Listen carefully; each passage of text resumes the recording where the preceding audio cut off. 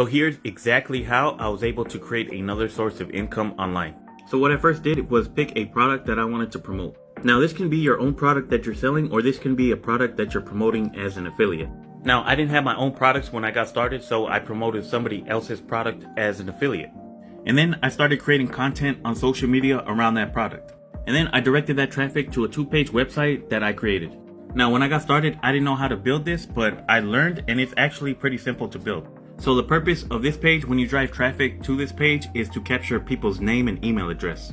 And once they enter in their name and email address, then they're going to be taken to a bridge page. This page usually has a short video of you or somebody else explaining more about the product. And after people click on the button on this page, it's going to direct them to the sales page where they have the option to buy whatever product or service that you're offering. And whenever they would make a purchase, I would earn a commission as an affiliate. And you don't have to be a computer genius or any type of guru in order to start doing this. I started off with no experience. I made a lot of mistakes, but I learned from my mistakes and I kept going until I finally had success.